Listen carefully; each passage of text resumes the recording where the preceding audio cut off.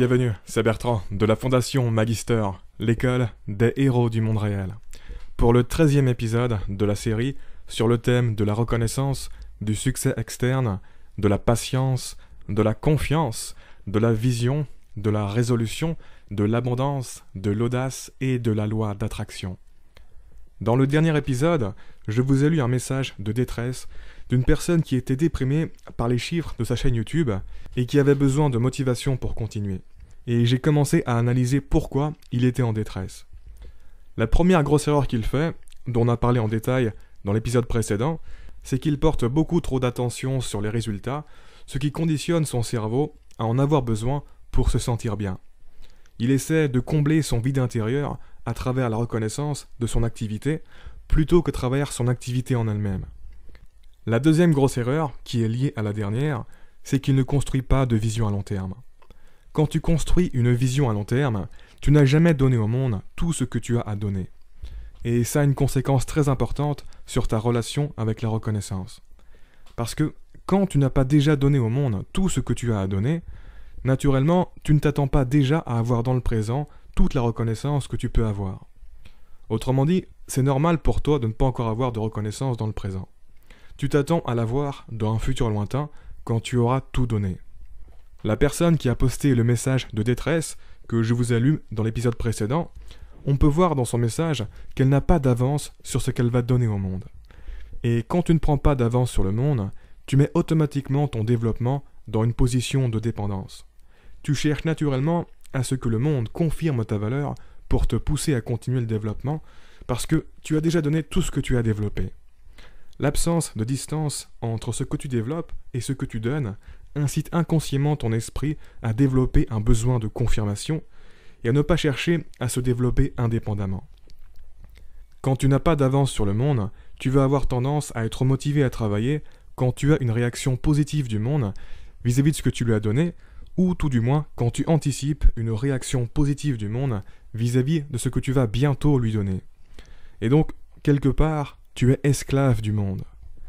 Inversement, quand tu prends beaucoup d'avance sur le monde, quand tu construis une vision, tu es tellement loin devant que tu ne cherches pas la confirmation du monde dans le présent. La distance entre ce que tu développes et ce que tu donnes coupe l'incitation inconsciente de lier les deux ensemble.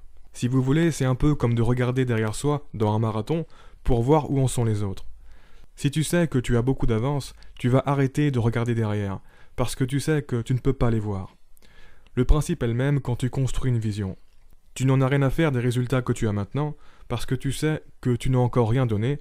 La vision que tu construis n'est pas encore visible, et elle ne le sera pas avant des années. Erreur 3, qui est très liée à la précédente, il n'est pas assez connecté à lui-même. Il essaie de trouver des idées et de l'inspiration à l'extérieur. Et en toute logique, ce n'est pas une bonne stratégie pour être motivé de l'intérieur. Pour être motivé de l'intérieur, tu dois te décrocher du monde, de telle sorte à avoir l'espace pour te connecter à ta créativité intérieure, et progressivement créer quelque chose d'unique et t'ancrer dans une vision qui te parle et qui t'inspire toi.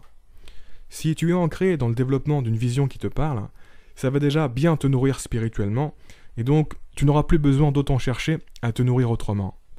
En revanche, si tu n'es pas ancré dans une vision, tu vas inévitablement essayer de te nourrir en t'accrochant au monde. Erreur 4, qui est aussi liée aux précédentes, il va chercher sa motivation au mauvais endroit. Rien que le fait qu'il ait posté ce message de détresse indique qu'il est mal barré pour la suite.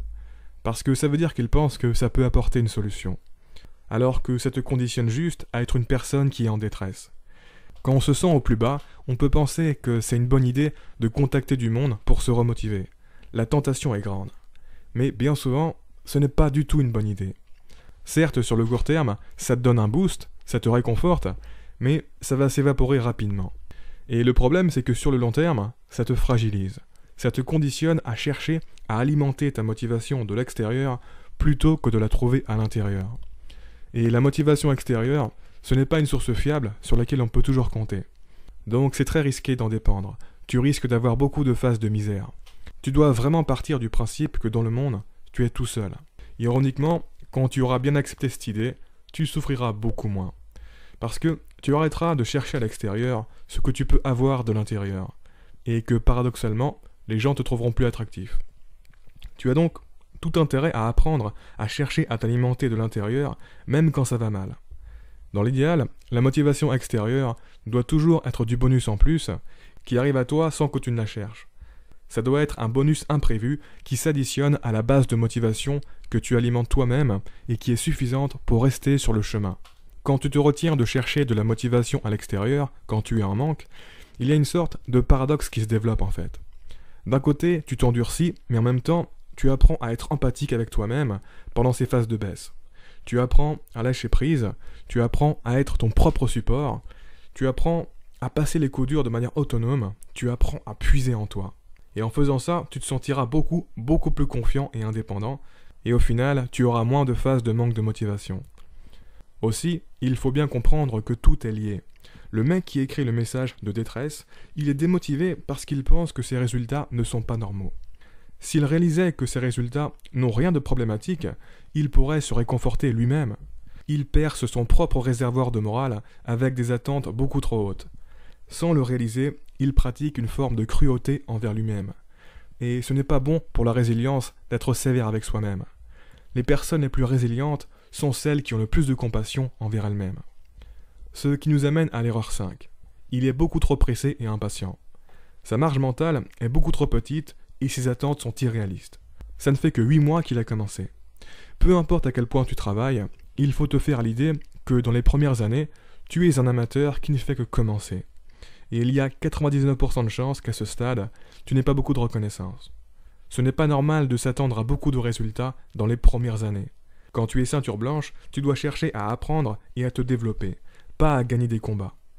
C'est normal de se faire battre et de galérer. L'échec est l'issue par défaut, pas la réussite. Dans les premières années du processus de développement, le simple fait que le succès et la reconnaissance externe soient dans ta tête est un problème, qui va te parasiter et te créer de la misère à l'intérieur plus qu'autre chose. Il faut vraiment raisonner en termes d'années et anticiper que le chemin va être long. Beaucoup de projets et d'entreprises ont besoin de plusieurs années pour gagner de la vitesse et décoller. Si tu n'es pas prêt à accepter ça, c'est que tu n'es pas dans la bonne direction, ou tout du moins que tu commets les 2 premières erreurs. Erreur 6, il n'est pas assez indépendant et détaché des autres.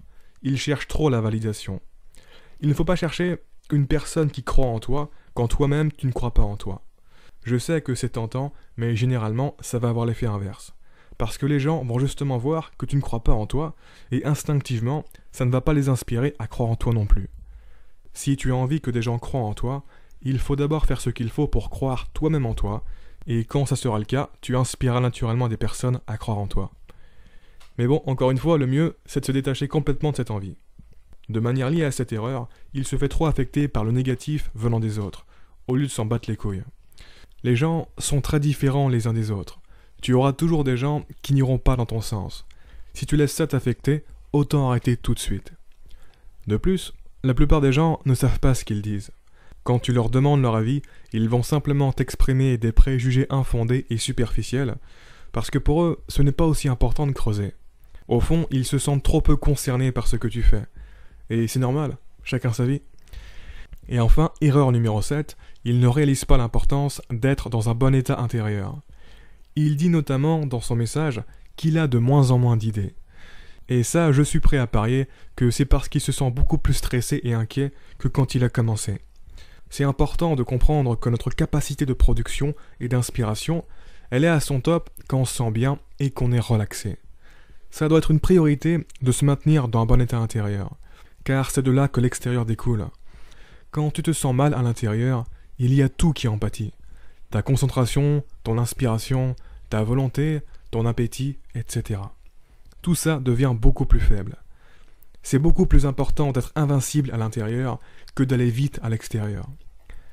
Bref, pour résumer, il n'opère pas dans le bon paradigme. Tous les problèmes qu'il a sont des conséquences naturelles des défauts du paradigme global dans lequel il opère. Je veux vraiment qu'avec cette vidéo, vous réalisiez que toutes ces erreurs sont intimement liées. Elles sont pratiquement indissociables. Quand tu en fais une, tu fais probablement les autres dans une certaine mesure. Et donc ce mec qui est en détresse, s'il ne change pas de philosophie de vie, il va craquer. Parce que s'il se sent déjà misérable 8 mois après avoir commencé, alors même qu'il a des résultats vraiment pas mal, ce n'est qu'une question de temps. Dans son état actuel, c'est une petite brebis fragile qui va se faire bouffer par la vie.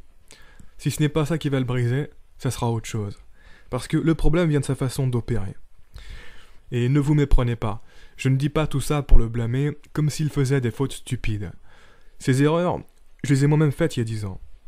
Pour la plupart, on a tous besoin de tuer la brebis, de tuer le bisounours et de devenir un loup pour avancer efficacement dans la vie. Ça a certainement été mon cas moi aussi, parce que notre cerveau par défaut n'est vraiment pas bien calibré pour avancer sereinement et efficacement. Sur ce, on s'arrête là pour aujourd'hui.